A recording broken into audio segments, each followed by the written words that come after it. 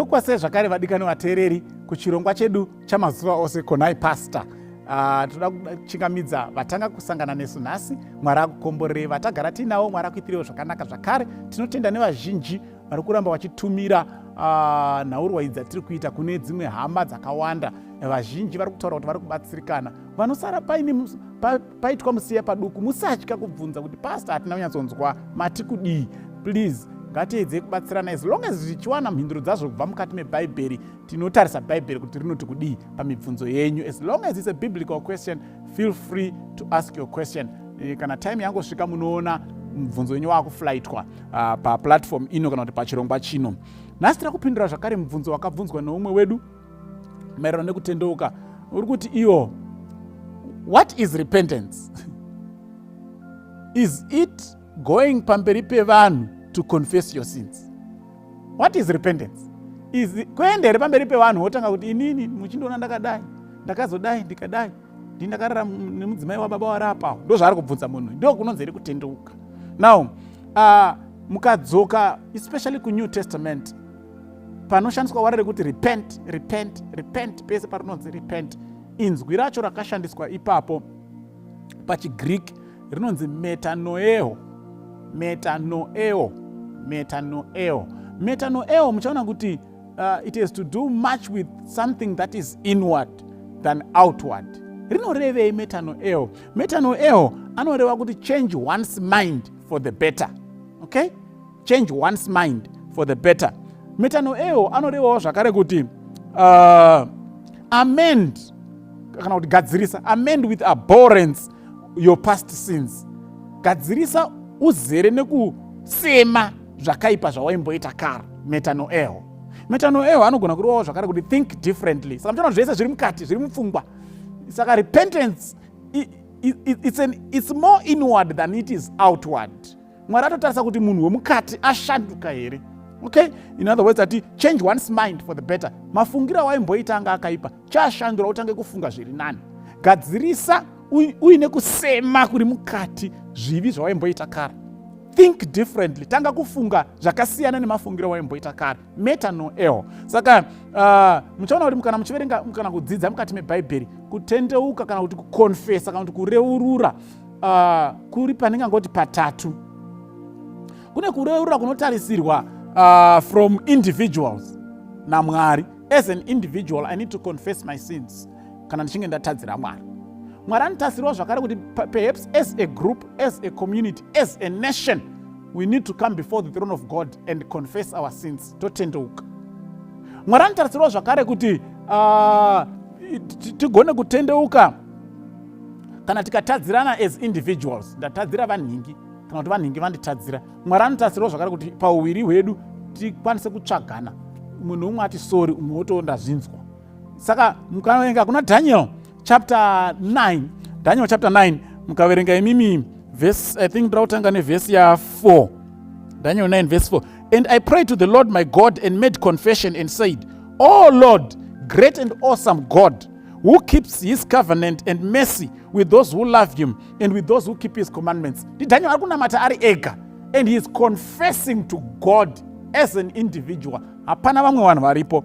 Verse ya 20 ya chapter 9 iyoyo. Now while I was speaking, praying and confessing my sin and the sin of my people Israel, and presenting my supplication before the Lord my God for the holy mountain of my God. Yes, while I was speaking, that man Gabriel then came. That's verse 21. Tikuda parungonzi na Daniel, pandakanga ndichitaura, ndichinamata, ndichireurura zvivi zvangu kuna Mwari uye nezvivi zvevanhu vangu maIsrael kuna Mwari, which means Daniel haana kuenda pamberi pemunhu to confess his individual sin. He did not confess chivi chaakaitira Mwari kuno umwe munhu. Akaenda kuna Mwari ari oga kusvikira Daniel atotumwa murumu maanga ari akauya akataura naye. So individual sins must be confessed by an individual, not to another individual but to God.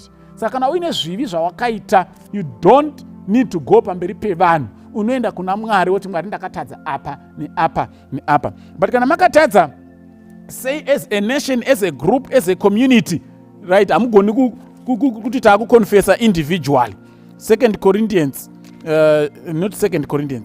Chronicles chapter 6 verse ndeya 24 inoti iyo, or if your people Israel are defeated before an enemy because they've sinned against you, and return and confess your name and pray and make supplication before you in this temple. This was the dedication of the temple by Mazuwa Solomon. I should want to think.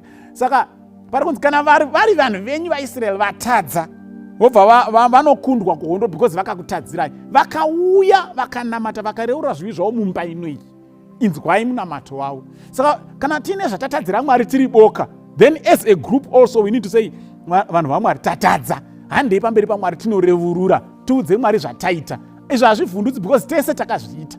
Saka kuna anorohwa nehana kuti yowe vakuti kudii. But an individual sin ndakaita pakavanzika, handigoni kuuya nayo pachena ndoti ndakazodai nesuro, munopesera makusimudzira namatemo. But kana takaita as a group, as a community, as a nation, then hapana anotya.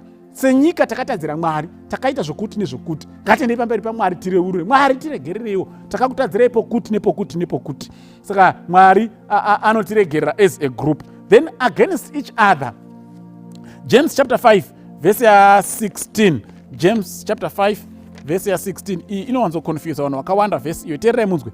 Confess your faults one to another and pray one to another. Pray for one another so that you may be healed. Confess your faults one to another.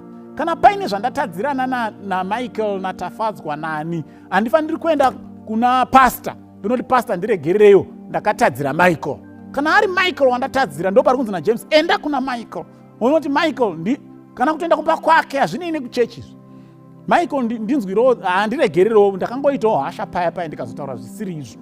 Motonamatirana muri kumba ikoko, ndo parinzi ndipray for one another. Motodzoka kuchechi matopedza nyaya dzenyu. Saka zvatinotadzirana as individuals one against another, we confess to each other. We don't confess before mhomo kuti handiregererewo sangano ndakatadzira vanhingi because ndakavatuka. No, enda kuna vanhingi unless kana vakatofa. But kana vari vapenyu, enda kwavari. Munhu waMwari, tine urombo ndiregererewo nekuda kwekupotsa kutaura kwandakadii nai kwandakaita, moregererana zvotogadzirisika. So zvivi zvinenge zvaitwa public as an individual now. Ngatiti inini manje ndiri ndega but ndatadza zvinozikamwa navanhu vose. Ndatadza zviri zvaonekwa nevanhu vese. Saka Mwari anoti kudii papa, because paita mbotaura individual sins committed in secret, you don't need to go public about them. Kana iri individual sin committed in public, vanhu vese vanotoziva zvabuda munewspaper, zviri pafront page, madzorera akazodai.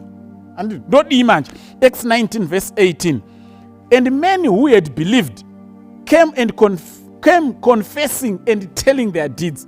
And also many of those who had practiced magic brought their books together and burned them in the sight of all, and they counted up the value. Saka kana ndanichitadza zvinotozikamwa, ndandiri ng'anga inozikamwa, handigoni kunoreurura mukona vanhu vasingatozivi kuti handisiri ng'anga. Kana ndandakatsautsa vanhu paung'anga hwangu nehuroyi hwaitozikamwa, ndiri mbavha yaizikamwa mucommunity, then I need to let everyone know kuti inini wedu ndakasiya zvinhu zviya izvo ndaishandiswa pakuroya, ndobere racho iri, ndozvitumwa zvacho izvi, pisai nezita raJesu Kristu. Zvopiswa munhu wese achiona, because waita zvinozikamwa necommunity yese, waitadza zvaizikamwa necommunity yese, waitadzira community yese. So there is no need of going secret on a public sin. You also need to go public. Sandofunga ndokusiyana kunoita zvinhu izvi. Otherwise chinongonzi kutendeuka, kushandura mafungiro akaipa ekare, wotanga kufunga patsva. Zvino zvakaitika muchivande wozvireurira against God, woreurira naMwari wako. But kana wakazviita pachena vanhu vachiona, then of course the public need to know kuti akapisa zveshuwa bere rake, zveshuwa zvaaiti uroya nazvo zviya takaona zvichipiswa zveshuwa. Vanhu vese vogutsikana kuti uyu munhu ashanduka, munhu mutsva, taakukwanisa kudya nayewo mundiro imwe chete tisingatyi. Dai Mwari akatibatsira. Amen.